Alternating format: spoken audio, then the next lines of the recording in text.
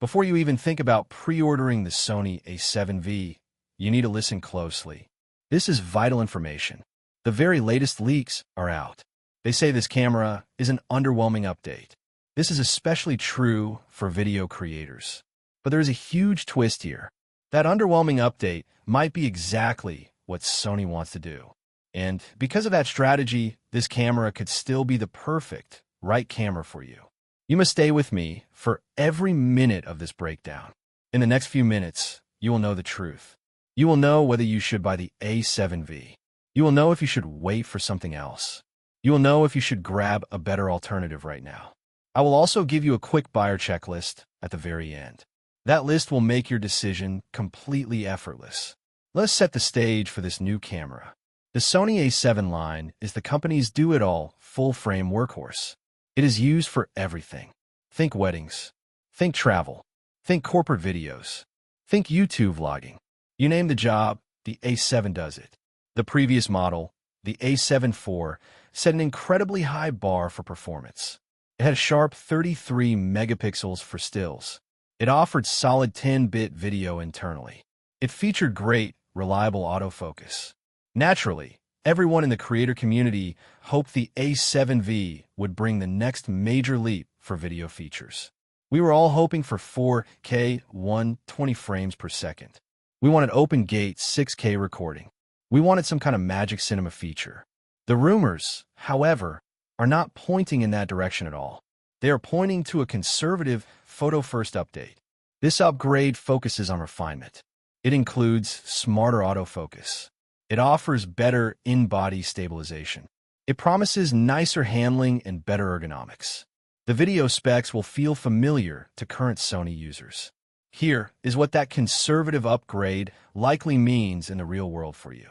You should expect Sony's latest AI-driven autofocus technology to trickle down into this mid-range body. This is the advanced kind of AF you have seen on the much more expensive A7RV and other high-end models. Think about recognition. It is faster subject recognition for humans. It works perfectly for animals. It locks onto birds. It tracks vehicles easily. You get that sticky, reliable subject tracking.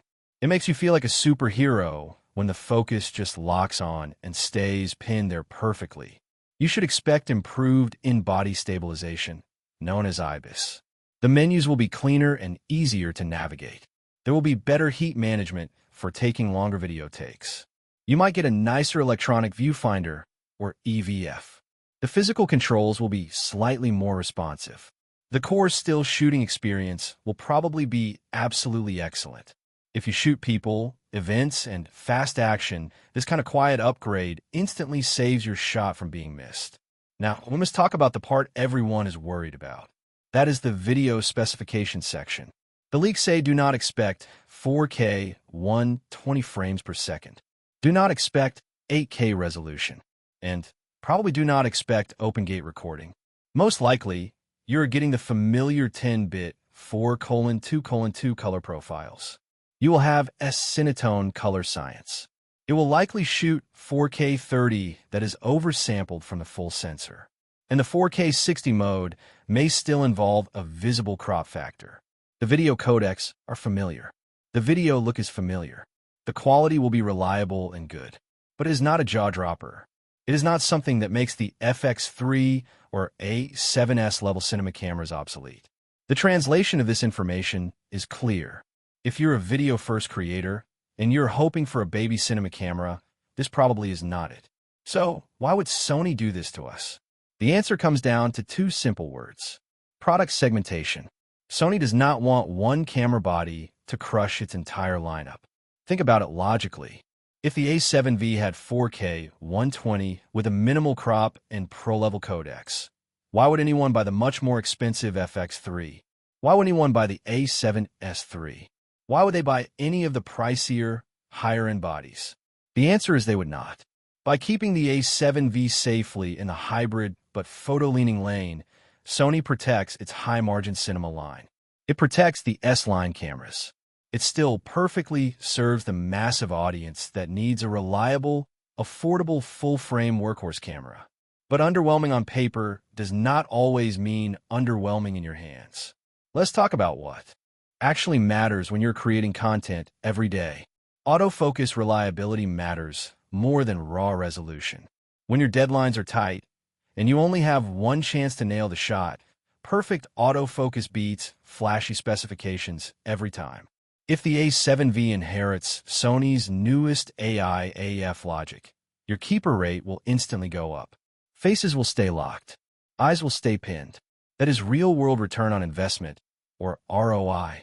This is especially true for solo shooters. It is crucial for wedding filmmakers. You simply cannot afford missed focus when the pressure is on. Next is stabilization you can trust. If the IBIS is improved and it works flawlessly with digital stabilization, your handheld work just got smoother. Walk and talk shots are steadier. Gimbal work is cleaner. Everyone obsesses over 4K 120 slow motion. But an extra stop or two of reliable stabilization can save more unusable shots than slow motion ever will. Then we have thermals and reliability. Think about your long recording tasks, long interviews, church ceremonies, conference keynotes. None of that work cares about 8K video. It only cares about recording without overheating. It cares about recording without dropped frames. It cares about recording without corrupt cards. If Sony improves the heat management system, that single feature makes your life exponentially easier. Period. Let us discuss rolling shutter. If the sensor readout speed is not dramatically better than the previous model, whip pans and fast motion could still show some jello wobble. If your shooting style involves lots of handheld movement, that rolling shutter effect might matter more to you than not having 8K resolution. If you're locked off on a tripod, most of the time, you will barely notice it. Finally, look at color and skin tones. Sony's modern color science, especially with S-Cinetone, has matured beautifully. If they refine it even further, you'll get nicer skin tones right out of the camera. You will spend less time grading the footage later. That is a quiet upgrade, but it is an upgrade that compounds over every single project you ever shoot. Now, we need to decide who should be excited about this camera and who should immediately skip it. If you're a hybrid shooter, you should be excited. This means you value still photographs as much as video footage. The A7V could be your perfect sweet spot. Think of wedding photographers. They deliver beautiful detailed still photos, but also need a great highlight film. Think of travel creators. They want detailed, flexible photos with a ton of crop potential. They also need clean, dependable 4K video. They do not want to constantly babysit the camera settings. Corporate shooters who need reliable AF in interviews and events will love this camera. If you fit this profile, you will appreciate the AF upgrade. You will love the stabilization improvements. You will use the small ergonomic touches every single day. But if you're video first, the value equation changes drastically. If cinematic slow motion, higher oversampling quality, and a minimal crop are your absolute must-haves, you should look elsewhere immediately. The FX3 or the A7S III still gives you three critical advantages. They have better thermal design. They offer better rolling shutter performance. They are built with stronger, dedicated video-centric features. If you're willing to look at other brands, there are great choices. Panasonic's S5iX gives you pro-level codecs. It is great IBIS. It offers excellent value. This is true even with the caveat that Sony still wins at continuous AF tracking in tricky light. Canon's R6 Mark II is a super reliable hybrid. It has great 4K 60 and a minimal crop for many use cases. If you're a color grade heavy shooter, Blackmagic's cameras are very compelling. Just be brutally honest about your autofocus needs before you buy. That is the major trade-off with their cameras. Price matters to everyone. Sony tends to place the A7 line in the mid-$2000s range in the US market. If the A7V land around that price point, it makes perfect sense. It is a buy once, use for years work tool. But here is the smart play that a lot of professional creators make. Grab the current A7 IV on sale. Wait for holidays or a big discount. Then you take those savings and invest them in three things. Invest in great glass. Invest in better audio. Invest in high-quality lighting. The truth is, lenses and lighting usually upgrade your final image more dramatically than a single body refresh ever will. You can use refurbished and used gear from trusted retailers to stretch your budget further. You get the quality without the scary gambling of sketchy sources. Let's talk about expectations versus reality one last time. If you were holding out for 4K 120 and an affordable Sony with top-tier AF and zero compromises, Sony is likely keeping that in the FX3 and A7S territory. That is not them being stingy with specs. That is them protecting their entire system and sales pipeline. Every camera must have a clear purpose. The A7 versus purpose is clear. It is to be the dependable daily driver. You should be able to pick it up. You should be able to point it. And it should get the shot, photo, or video 99% of the time without drama. That purpose is not sexy for online headlines, but that reliability is incredibly valuable for your business. A quick word on lenses is necessary because it is part of this entire conversation. The Sony E-mount lens ecosystem is still the most complete in full-frame mirrorless cameras. It offers everything from budget primes to elite G master glass. Plus, you have fantastic third-party options like Sigma and Tamron.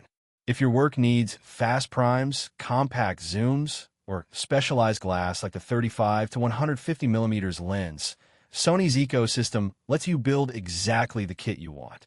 That flexibility often matters more than a spec sheet facelift on a camera body.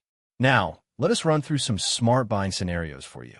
If you shoot mostly interviews, talking heads, and product b-roll, you need to focus on the basics. You will get more value from a clean 4K 30 oversampled image. You need a good microphone. You need soft lighting. And you need rock-solid autofocus. That is more valuable than chasing 8K resolution. The A7V will likely do all of that all day long, quietly, and extremely well. If you're a wedding shooter, the AF and stabilization upgrades could be exactly what you need to manage a chaotic day. Think about your backup body strategy. Keep your existing A7 IV. Add the A7V as the new main camera. They use the same batteries. They use the same media cards. You have the same menu familiarity. This means less pain on the wedding day. If you are a creator who needs cinematic slow motion with a minimal crop, the A7V probably is not the camera to push you forward. Look at the FX3, the A7S III, or the Panasonic S5iX. If your autofocus demands are moderate, you will thank yourself later for choosing the camera with the best video codec. If you're upgrading from an older APS-C camera or a first-generation full-frame camera, the A7V will feel like a gigantic leap forward. Better AF, better color, better ergonomics. That is the kind of boring upgrade that actually makes money. We must address the elephant in the room one last time. Underwhelming is often just code for the camera did not give me the one headline specification I wanted. But what actually moves the needle for most professional creators is this: how fast you can work, how many shots you nail in a tough environment, and how long your camera stays out of your way and just works. If Sony's update makes autofocus smarter, stabilization steadier, and menus cleaner, it is a win. It is a win even if YouTube does not explode over 4K 120. There are two traps to avoid immediately. First is the spec sheet trap. This is where you compare features you will use maybe twice a year. Then you completely ignore the features you will use every single day. Do not fall for that. Second is the launch hype trap. This is where you pay the full launch price for bragging rights. You could simply wait a few months. Then you could get the exact same camera for hundreds of dollars less. If you can wait, please wait. If you need a camera for work now, buy the tool that earns for you right now. A quick reality check is always important. All of this information is based on leaks and reports. Until Sony officially announces it, treat every single detail as provisional. Do not lock in your buying decision based on rumors alone. But you should use this breakdown as a filter. Use it to plan your kit, your budget, and your priorities for the coming year. All right, here is your quick 30-second buyer checklist. If two or more of these points are true for you, the A7V is probably a strong buy. 1. You shoot as many photos as videos. 2. You want the best autofocus you can get at a mid-tier price point. 3. You value reliability or cutting-edge video specifications. 4. You already own Sony mount glass or plan to build a flexible lens kit. 5. You prefer a camera you can keep for years without babying it constantly. If 2 or more of these points are true, you should skip the A7V and look at a dedicated video focus body. 1. You absolutely need 4K 120 frames per second with a minimal crop. 2. You do lots of fast handheld motion and you genuinely hate rolling shutter effect. 3. You want pro codecs and monitoring tools more than you want a high megapixel photo sensor. 4. You film long takes in warm environments and need cinema-level thermals. 5. You grade heavily and prefer bodies with raw or all-intra options beyond the typical hybrid set. Let me leave you with this final thought. Cameras do not make channels grow. Clarity does. Be clear on what you shoot. Be clear on how you shoot. Be clear on what makes your life easier on set and in the edit. If the A7V delivers smarter AF, steadier shots, and dependable video, that is not underwhelming at all. That is exactly the kind of quiet upgrade that truly helps creators win big. If you need more camera than that, Sony already sells your camera. You just have to pick the one that is specifically built for your kind of work. My best opinion about the product: the Sony A7V, despite the underwhelming video leaks, is poised to be Sony's most strategic and commercially successful camera release in 2026. The move to preserve the cinema line features, 4K 120, minimal crop, while injecting A7RV level AI autofocus into the A7V, is a brilliant segmentation play.